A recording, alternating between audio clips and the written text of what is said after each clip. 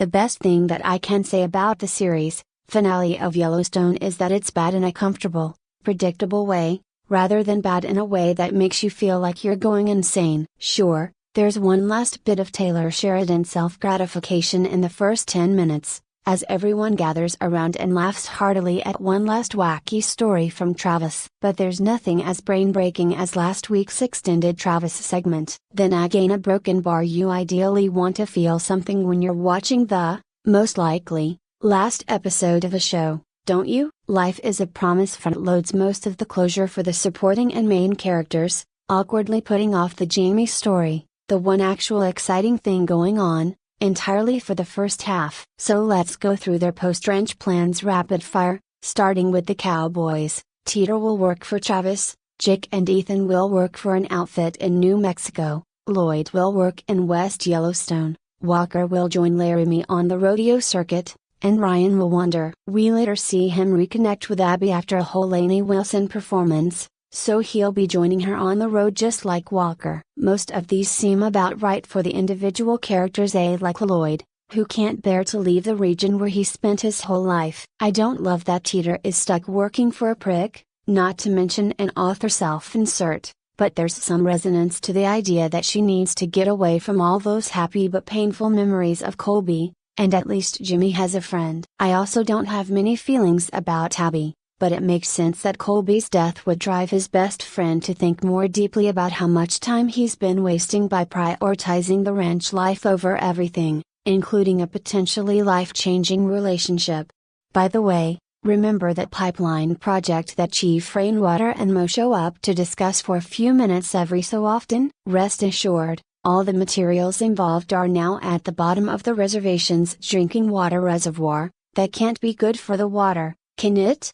And there weren't any cameras to catch Mo and his many co-conspirators. Rainwater knows that this won't go ignored, but he also seems pretty sure that it can only be good for the tribe, who will push back and keep the conversation going themselves. Okay. But the biggest win for the Broken Rock Reservation in this final chapter is what we all suspected last week. Case will sell the ranch for dirt cheap, $1.25 an acre, which comes out to $1.1 million altogether, asking only that he and his family be allowed to stay in their humble home at East Camp A and that Rainwater never sell or develop the land here. Rainwater basically says, "What? I would never develop the Yellowstone."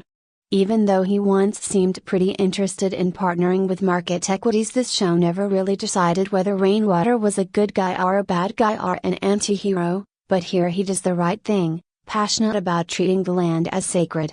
Setting aside all realism and viewing Pace's tax evasion idea generously, this is a fitting enough end for both the ranch itself and Case. His series-long family versus ranch internal conflict is finally over, symbolized by one last vision of the friendly wolf digging a den, and he gets to teach his son the ropes like he always wanted. Tate's going to grow up even more antisocial than Carter. John's funeral serves as a kind of send-off to the ranch, and it's a bit sappy and long-winded. Basically what you'd expect for a private John Dutton funeral. There's nothing wrong with a scene like this, really, but there's a weird lack of specificity to it outside Lionel Berry's comment about wearing her tightest skirt today for John. Even Rip, who had possibly the closest relationship with John throughout the show, doesn't have anything much to say besides the usual assurance that he'll take care of John's daughter. But John was much more to Rip than just his father-in-law. The opening thank you acknowledges that a little, but I wanted more. I know that Trip is a man of few words,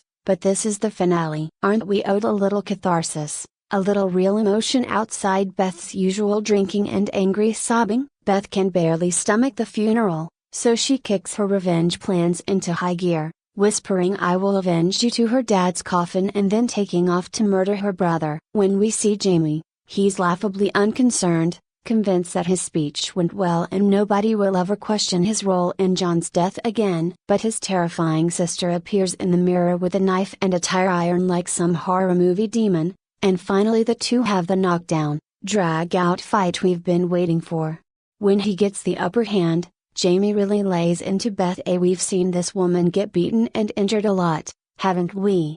To the point that it's impossible to have any empathy for him. Still, As much as I smirked watching Jamie pour spoiled milk into his pepper-sprayed eyes before getting stabbed in the foot and eventually stabbed in the heart, it's hard for me to truly appreciate Beth's triumph the way the show wants me to. Jamie is a pathetic weasel, but he's also perpetually on the bottom even when he's superficially on top. At a certain point in the show, I started wanting him to get at least one win against Beth, just because he was so consistently powerless against her attacks, and because she never faced any consequences for her own actions. Seeing him actually almost beat and choke her to death isn't exactly satisfying, but in a way it's the first time he's really fought back against her. It's a shame the show's most serious and long-lasting rivalry stayed so static for so long, because Beth's win here feels a little hollow.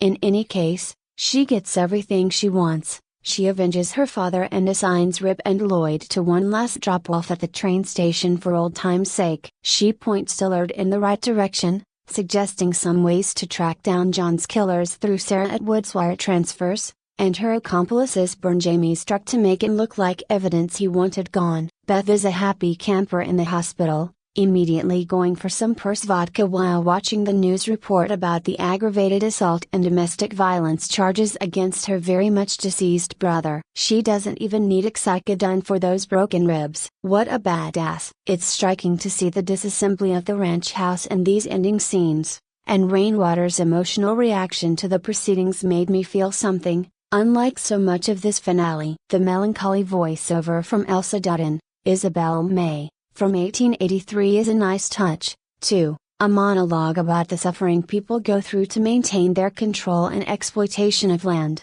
Still, despite the occasional times I find myself agreeing with Sheridan's philosophies about land or government or corporations or gentrification or the world, I can never shake the feeling that he doesn't really get it. And as his writing has gotten weaker in these last few seasons as he has stretched himself thinner and thinner, pursuing other projects while letting this one fall behind to the point that it lost its star and the single reason so many people originally tuned in, that ignorance has come out more and more.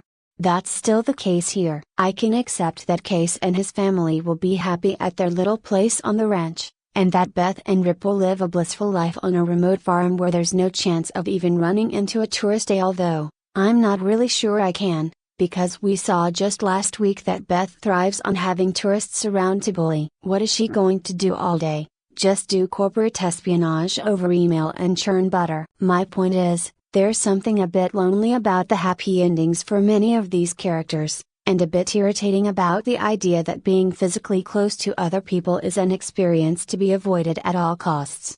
Look, I'm a writer living in New York City, so many would say I'm not at all the target audience for this show. But I did enjoy watching Yellowstone, especially at its peak around season 2, and it wasn't always as dire as it has been recently. Even when I haven't liked the show, I've understood why it appeals to people who often don't see their lives represented on TV. I also know that many people do see endless, open land as something to covet and work toward, the true American dream. But land has always been a complex, fraught concept in America, as this show usually seems to understand. As poetic as those words from Elsa Dutton sound, I'm not convinced the show fully understands how they apply to the main characters, or to the indigenous characters whose ancestors once lost their land and now, with this finale, magically have it back. It's been an awfully long time since I felt like Sheridan has something compelling to say. Really, this finale might not be Yellowstone at its absolute worst. Hey, we saw that last week, but I can barely remember it at its best.